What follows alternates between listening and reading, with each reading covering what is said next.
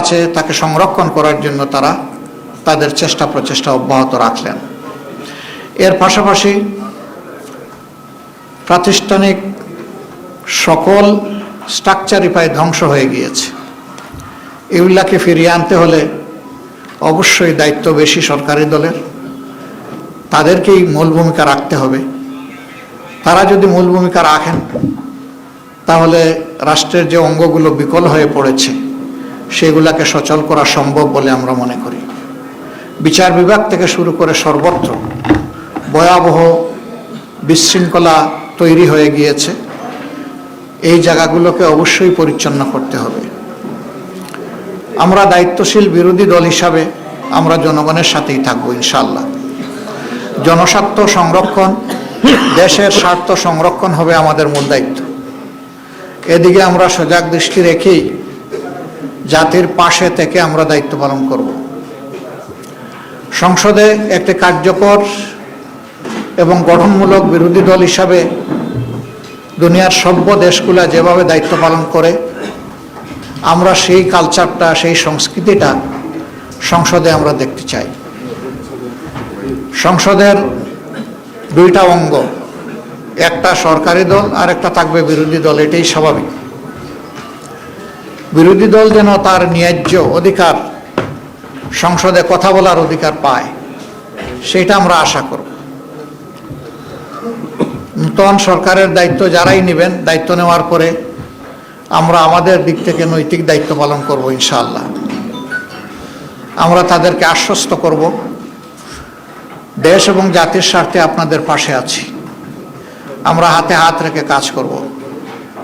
স্বার্থ বিঘ্নিত হলে আমরা আমাদের দায়িত্ব পালন করব। এই পাহারাদারির মধ্য দিয়ে একটা জাতিকে আমরা কাঙ্ক্ষিত গণতন্ত্রের রাস্তায় উঠাতে পারবো বলে আমরা আশাবাদী।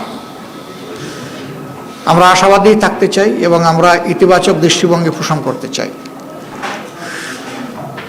দেশে আইন শৃঙ্খলা রক্ষা করা, সামাজিক সৌন্দর্য বিধান করা, মানুষের অধিকার সংরক্ষণ করা, জনজীবনে নিরাপত্তা নিশ্চিত করা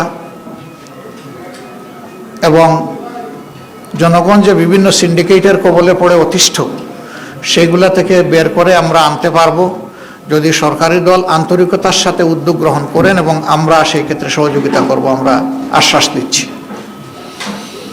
এই সার্বিক বিশৃঙ্খলা থেকে জাতিকে বের করে আনা এবং জুলাইয়ের যে আকাঙ্ক্ষা, জুলাই আকাঙ্ক্ষার প্রেক্ষাপটে আমরা আমাদের দায়িত্ব পালন করব। আমরা অতীতেও বারবার জুলাই শহীদদের প্রতি গভীর শ্রদ্ধা নিবেদন করেছি, জুলাই যোদ্ধাদের প্রতি শ্রদ্ধা নিবেদন করছি। আজকে আরেকবার জাতীয় সংসদের কার্যক্রম ইনশাআল্লাহ আগামীকাল থেকে শুরু হওয়ার কথা, আমরা আরেকবার তাদেরকে গভীর শ্রদ্ধায় স্মরণ করছি এবং যারা চলে গেছেন আল্লাহর দরবারে তাদের জন্য শাহাদত কামনা করছি। আর যারা আহত পঙ্গু হয়ে বেঁচে আছেন মহান মাবুদের দরবারে, মহান রবের দরবারে তাদের জন্য সুস্থতা কামনা করছি। পুরা জাতি কার্যত জুলাইয়ে যুদ্ধ করেছে। জাতির এই অবদানকে স্মরণ রেখে যদি সংসদ পরিচালিত হয়, আমরা বিশ্বাস করি এই সংসদ জনগণের প্রত্যাশা পূরণে সক্ষম হবে ইনশাআল্লাহ। কিন্তু যদি জুলাই আকাঙ্ক্ষাকে আমরা ভুলে যাই তাহলে এই জাতির ভাগ্যে বারবার জুলাই ফিরে আসতে পারে। আমরা এটা চাই না।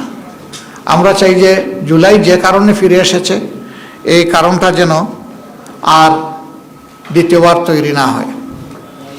আমরা এখন যে দেশটা, স্বাধীন দেশটা আল্লাহর মেহেরবানিতে পেয়েছি, এটি একসময় পাকিস্তানের অংশ ছিল। 47-এ যারা যুদ্ধ করে সংগ্রাম করে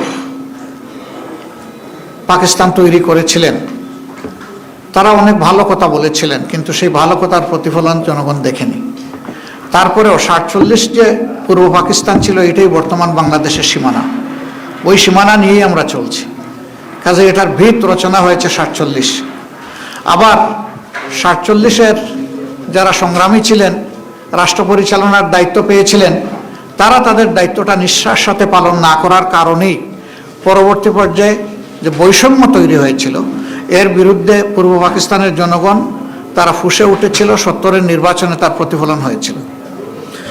এই নির্বাচন অনুযায়ী 70 সালে ক্ষমতা হস্তান্তরের কথা ছিল শান্তিপূর্ণভাবে, সেটি না হওয়ার কারণেই মুক্তিযুদ্ধ অনিবার্য হয়ে উঠেছিল এবং সেই মুক্তিযুদ্ধে অসংখ্য জীবন চলে গিয়েছে, অসংখ্য মানুষ আহত পঙ্গু হয়েছেন, যারা অংশগ্রহণ করে যুদ্ধ করেছেন, যারা চলে গেছেন এবং যারা আহত হয়েছিলেন তাদের সকলের প্রতি আমরা গভীর শ্রদ্ধা নিবেদন করছি।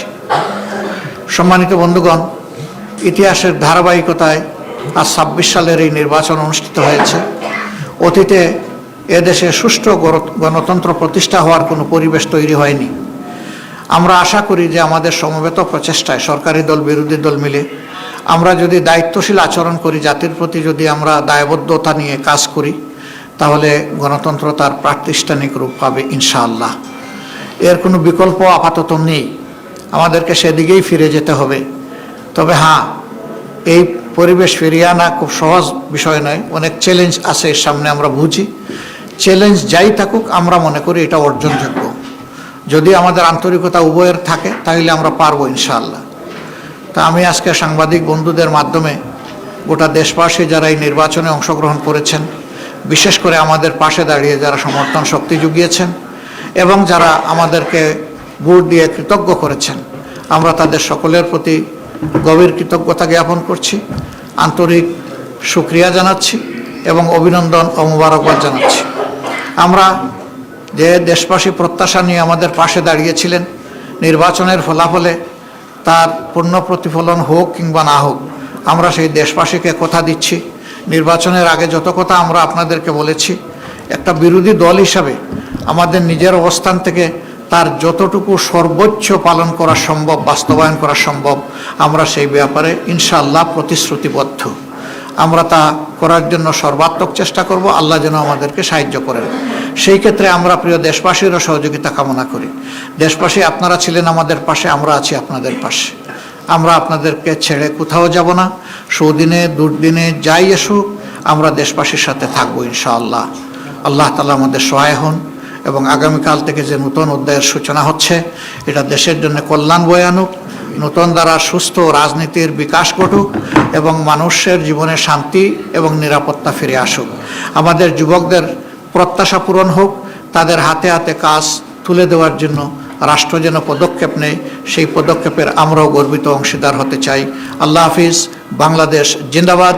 বাংলাদেশ